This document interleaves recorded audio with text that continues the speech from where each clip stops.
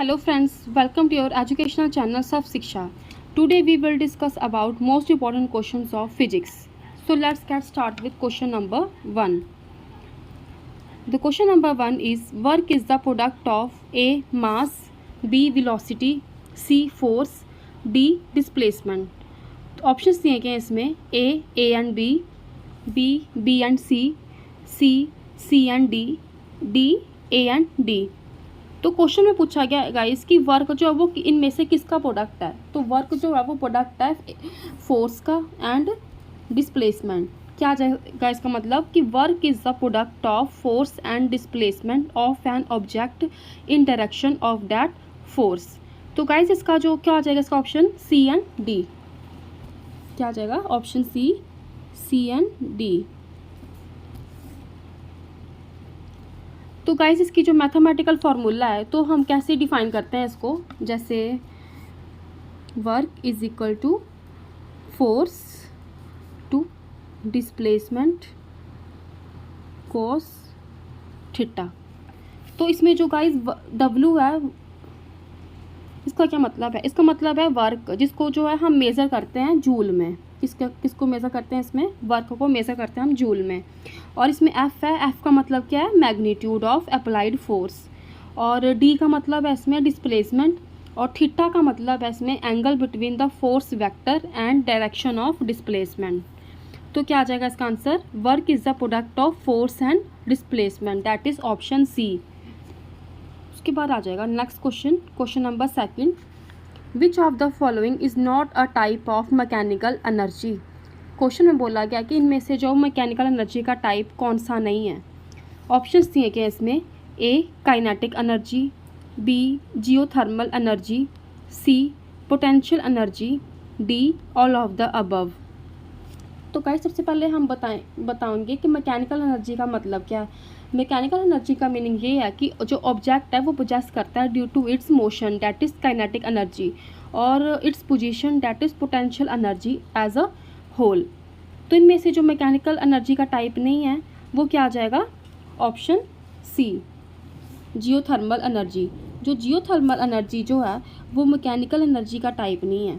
Geothermal का meaning क्या है गाइस, जियोथर्मल का मीनिंग ये है कि ये जो ओरिजिनेट होता है from radioactive decay of minerals and plants internal formation and it exist as a heat. और क्या होता है इसमें इसका ये होता है कि it is a type of thermal heat energy not mechanical energy. Geothermal जो है ये एक टाइप है थर्मल हीट एनर्जी का, not a mechanical energy, because ये जो है कॉज होता है by random vibrating movements of atoms and molecule with earth. तो क्या आ जाएगा इसका answer, option B geothermal energy which is not a type of mechanical energy. उसके बाद आ जाएगा next question number 3, heat energy is an object of. Options दिए गए इसमें A. The average energy of the molecule of the object, B. The total energy of the molecules of the object, C. The average velocity of molecule of the object, D. The average potential energy of the molecule of the object. तो heat energy जो है वो object है, option be the total energy of the molecules of the object. क्या मतलब है इसका मतलब ये है कि the total kinetic and potential energy of moving and vibrating atoms and molecule with in object, ये मतलब है इसका। उसके बाद आ जाएगा next question number 4, which of the following is not temperature scale. Question का मतलब ये है कि इनमें से जो है वो कौन सा टेम्परेचर स्केल नहीं है। ऑप्शंस दिए गए इसमें A. Celsius, B. Rumour, C. Kelvin, D. Calorie. तो जो इनमें से टेम्परेचर स्केल नहीं है वो क्या आ जाएगा, ऑप्शन D कैलोरी। ये जो है टेम्परेचर स्केल नहीं है। और इसमें बताया गया ऑप्शन A जैसे सेल्सियस जो है एक टेम्परेचर स्केल है, जैसे कि इसका फ्रीजिंग पॉइंट ऑफ वाटर क्या आ जाएगा 0 डिग्री सेल्सियस आ जाएगा and boiling point of water जो आ जाएगा 100 डिग्री सेल्सियस। उसके बाद बोला गया है र्यूमर जो है एक ऑब्सोलेट टेम्परेचर स्केल है जिसका फ्रीजिंग पॉइंट ऑफ वाटर जो है वो क्या है 0 डिग्री RE। और बॉइलिंग पॉइंट क्या आ जाएगा इसका 80 डिग्री डिग्री RE, ये आ जाएगा। उसके बाद बोला गया ऑप्शन सी केल्विन। केल्विन जो है एक इंटरनेशनल स्टैंडर्ड है जिसको हम कैसे बोलते हैं, SI। किससे बोलेंगे हम, SI से डिनोट करते हैं, for scientific temperature measurement. Now next question is question number 5। What is the steam point on Fahrenheit scale. Option C हैं इसमें, A 212 degree Fahrenheit, B 324 degree Fahrenheit, C 247 degree Fahrenheit, D 346 degree Fahrenheit.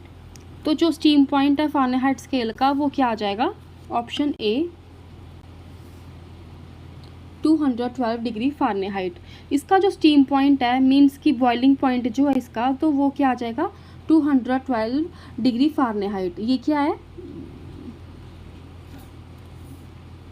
Steam point means boiling point. और इसका जो ice point है means freezing point जो है वो क्या आ जाएगा 32 डिग्री फ़ारेनहाइट।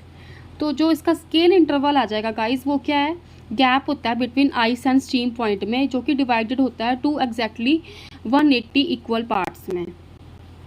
तो क्या आ जाएगा इसका answer, option A 212 degree Fahrenheit steam point. उसके बाद आ जाएगा next question, question number 6। Which of the following can be use to measure the temperature of a body. Option दिए गए इसमें, A calorimeter, B odometer, C thermometer, D all of this. तो जो body का टेम्परेचर मेज़र करने के लिए scale use किया जाता है, ऑब्जेक्ट यूज़ किया जाता है, तो वो कौन सा आ जाएगा, ऑप्शन C थर्मोमीटर। थर्मोमीटर से जो हम बॉडी का टेम्परेचर मेज़र करते हैं। सो the next question is question number 7। The approximate temperature of body of healthy person is. जो अप्रॉक्सीमेट टेम्परेचर होता है हेल्दी पर्सन की बॉडी का वो कितना होता है। ऑप्शन दिए गए इसमें, A 37 degree Celsius, B 37 K, C 37 degree Fahrenheit, D 37 degree R।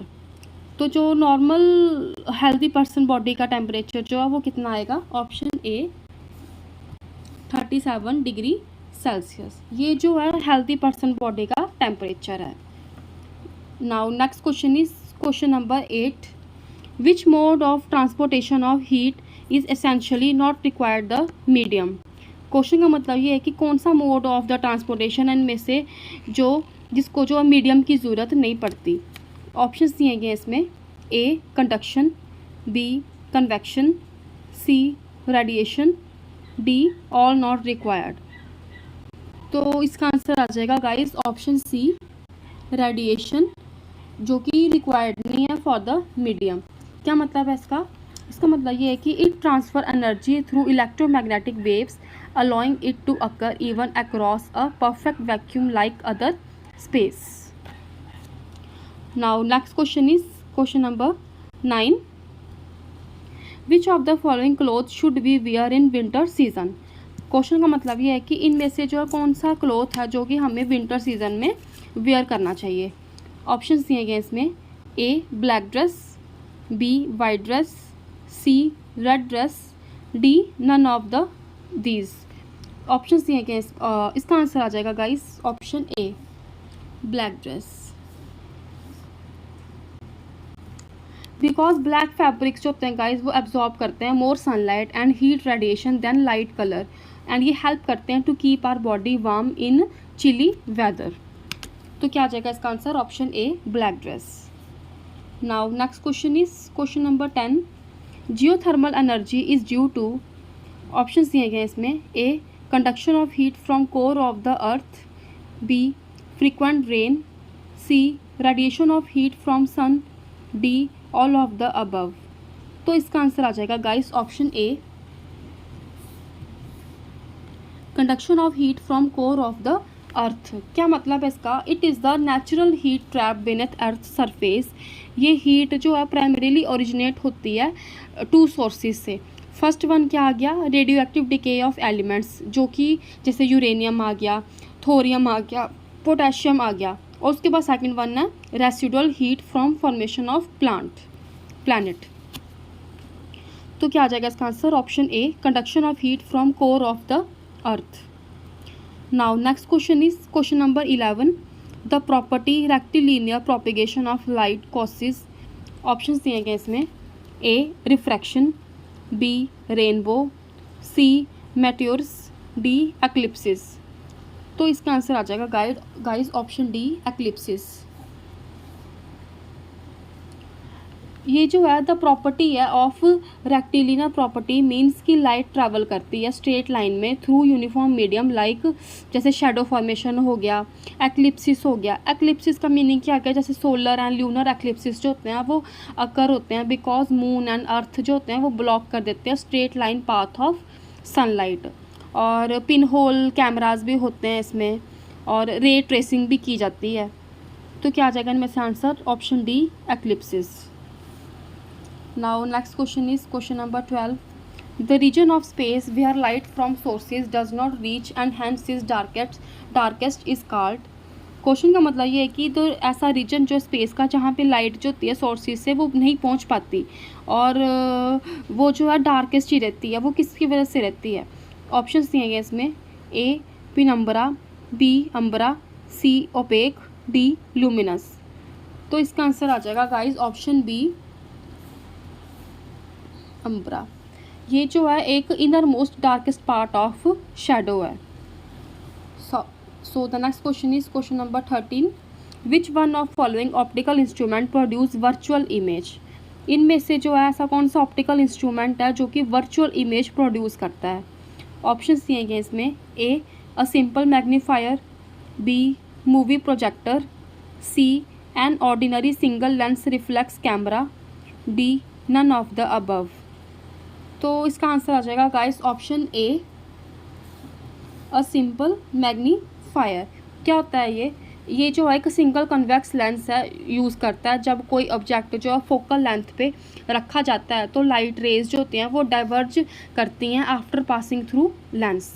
तो कौन सा इंस्ट्रूमेंट प्रोड्यूस करता है virtual image? A simple magnifier, that is option A.